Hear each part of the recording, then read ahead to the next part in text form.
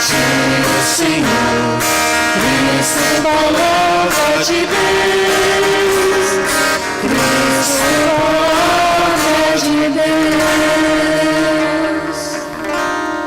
Senhor esteja convosco. Ele está no meio de nós. Proclamação do Evangelho de Jesus Cristo segundo Marcos. Glória a vós, Senhor. Naquele tempo, Jesus tomou consigo Pedro, Tiago e João e os levou sozinhos a um lugar à parte, sobre uma alta montanha, e transfigurou-se diante deles. Suas roupas ficaram brilhantes e tão brancas como nenhuma lavadeira sobre a terra poderia alvejar. Apareceram-lhe Elias e Moisés e estavam conversando com Jesus. Então Pedro tomou a palavra e disse a Jesus: Mestre, é bom ficarmos aqui. Vamos fazer 3 tendas, uma para ti, outra para Moisés e outra para Elias. Pedro não sabia o que dizer, pois estavam todos com muito medo. Então desceu uma nuvem e os encobriu com sua sombra. E da nuvem saiu uma voz: Este é o meu filho amado, escutai o que ele diz. E de repente, olhando em volta, não viram mais ninguém, a não ser somente Jesus com eles. Ao descerem da montanha, Jesus ordenou que não contassem a ninguém o que tinham visto, até que o Filho do Homem tivesse ressuscitado dos mortos. Eles observavam essa ordem, mas comentavam entre si o que queria dizer ressuscitar dos mortos. Palavra da salvação. Glória a vós, Senhor.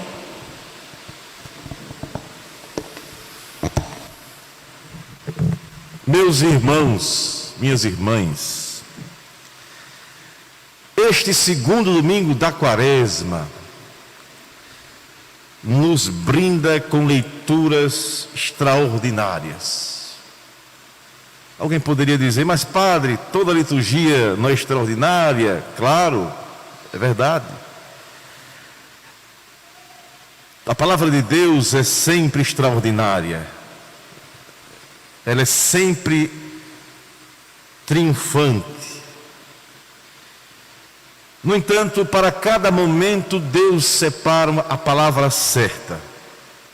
Deus dirige o seu ensinamento, nos apresenta o caminho. Para o tempo de hoje, Ele nos pede, olhe, vamos subir ao monte. Jesus vai ao Monte Tabor. E esta subida não é uma coisa qualquer. Na Sagrada Escritura, a subida ao monte significa a experiência de estar perto de Deus.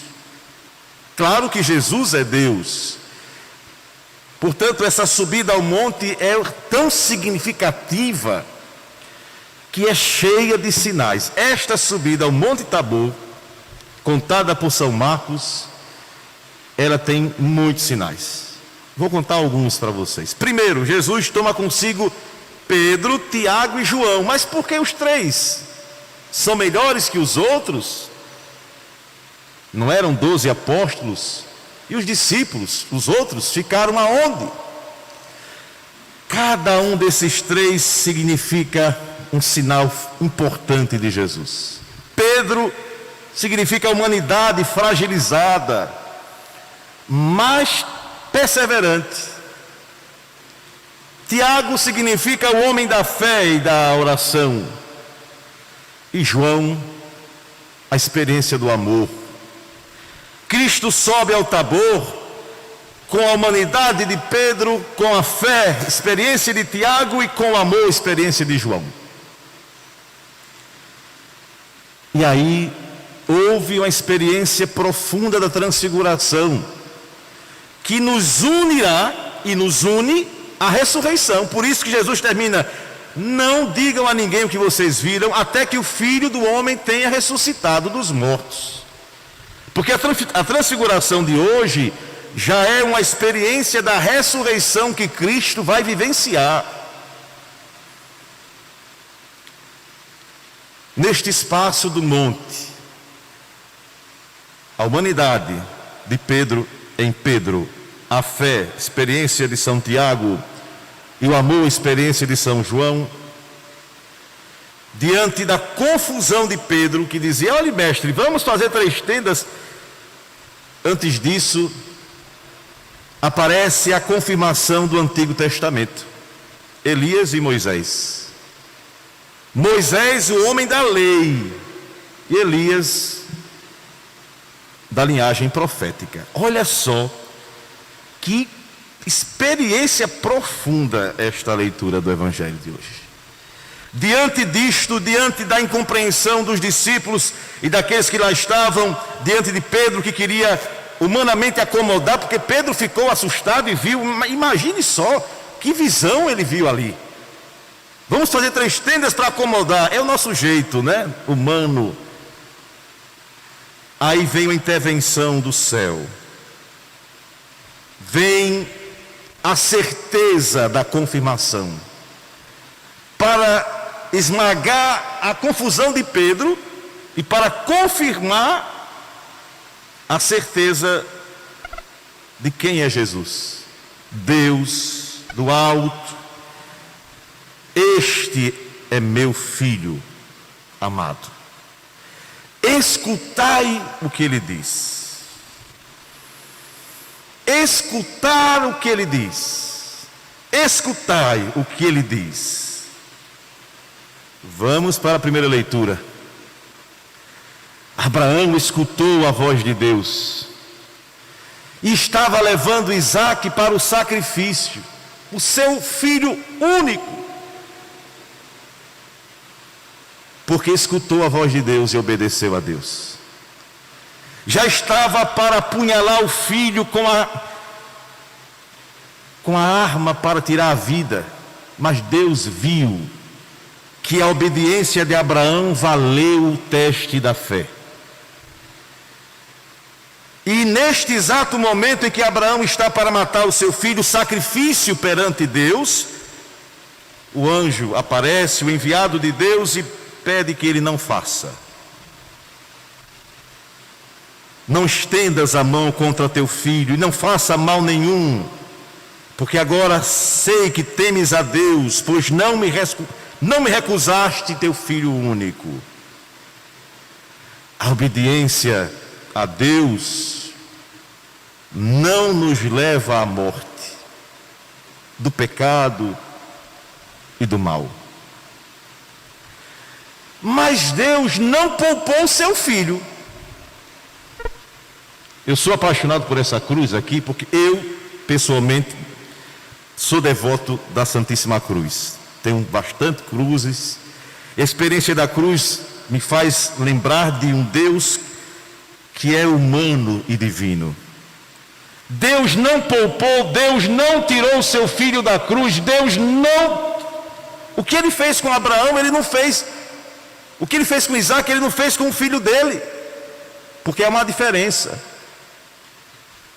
É claro que Abraão iria sacrificar Isaque por amor a Deus. Mas ele não tirou o filho da cruz porque ele sabia que a cruz levaria a transfiguração plena, a ressurreição. Abriria as portas da eternidade que Adão e Eva tinham fechados pelo pecado da desobediência.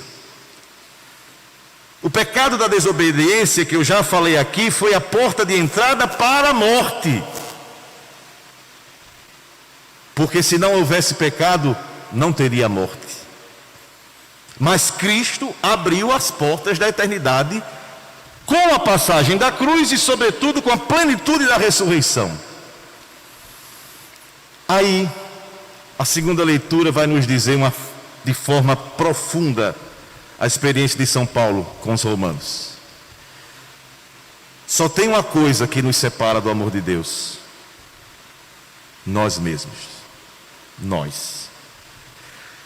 nem a morte, nenhuma das realidades de Deus nos separa, porque Ele não poupou nem o seu Filho único para nos salvar. Nós nos separamos de Deus, as nossas atitudes nos separam de Deus, porque Deus nunca fez uma atitude para se separar de nós. Deus nunca fez um gesto para dizer: eu não quero você perto de mim, vai embora, fica sozinho. Deus nunca faz isso. Mas nós fazemos. Pela cabeça dura da gente, pelo jeito da gente enfrentar a vida da nossa forma, querendo que a verdade esteja dentro de nós, como se a verdade fosse o homem, e não é. A cabeça dura do homem, muitas vezes teimosa e desobediente, faz com que a gente se afaste de Deus, faz com que a gente agora viva novamente esta situação que nós estamos vivendo, porque somos um povo de cabeça dura, um povo teimoso, um povo que desobedece a Deus, um povo que olha para os homens e esquece o Senhor Deus Todo-Poderoso, que fica exatamente batendo em coisas que não deveria, dando essencialidade a temas que não são importantes e não vê que Deus está o tempo todo com a gente, dando condições de salvação, e a gente teimando.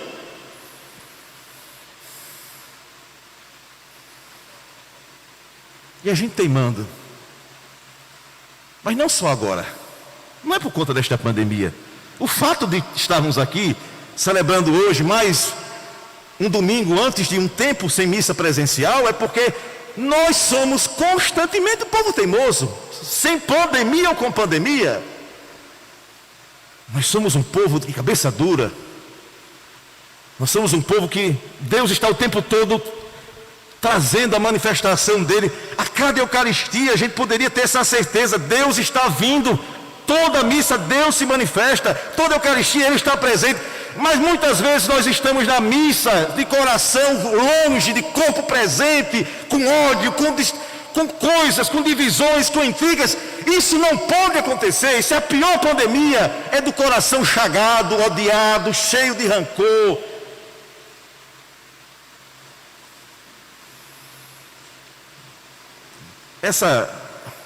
Me perdoe essa forma de agir, mas meu coração hoje me leva a essa reflexão.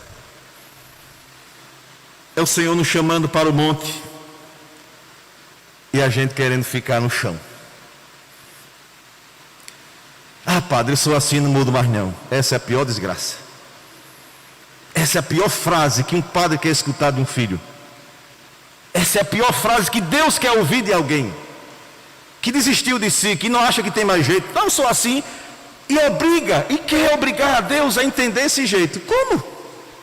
Abraão já era um homem velho, mas confiou em Deus, perseverou na fé e não perdeu. Está aí, somos todos descendentes de Abraão pela fé. Existe uma frase do Padre Zezinho numa canção que eu não vou hoje cantá-la, mas dizia assim: se eu tivesse fé, o mundo mudaria ao meu redor. Se eu tivesse fé, o mundo mudaria ao meu redor. Mas a fé nos leva à esperança. Se há dificuldades, temos um Deus que não tirou seu filho da cruz, não, mas não deixou lá. Ele não tirou no sentido da morte, mas depois ele reergueu o que o mundo deixou no túmulo. O Espírito de Deus e o Espírito renovador, o Espírito santificador, o Espírito salvador retira do túmulo. O símbolo da pedra retirada é profundo demais. O que o homem cela, só Deus tira. A morte de Deus, nesse sentido da fé, no contexto da cruz, foi totalmente esmagada pela pedra retirada. Assim, eu gostaria de terminar esta reflexão de hoje com uma pequena canção que fala sobre essa experiência do Monte Tabor. Eu gostaria que agora, nesse sentido, cada um pudesse fazer a experiência desta subida ao monte, como está o convite de Deus nesta Eucaristia. Vamos subir ao monte. Vamos para o alto, onde está Deus. Mas vamos descer e levar para os outros este sentimento de encontrar com Deus. Querer que Ele faça habitação em nós, não simplesmente de forma geográfica e territorial. Foi a visão de Pedro, mas que Ele faça morada em nosso coração. A maior tenda que Deus quer fazer é no nosso coração. É no nosso coração. Mestre, bom estarmos aqui, reunidos bem perto de Ti, no silêncio e na paz. Mestre, reunidos no amor, nós viemos ao Monte Tabor, para em Ti repousar, e nós cantaremos a mesma canção, unidos no mesmo coração, e nós cantaremos a mesma canção, unidos no mesmo coração.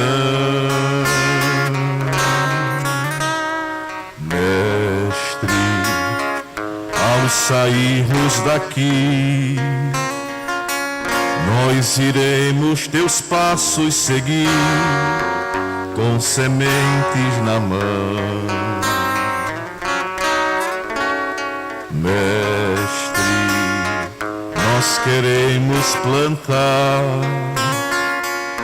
o Teu reino em todo lugar e crescer como irmãos. E nós cantaremos a mesma canção, unidos no mesmo coração, e nós cantaremos a mesma canção, unidos no mesmo coração.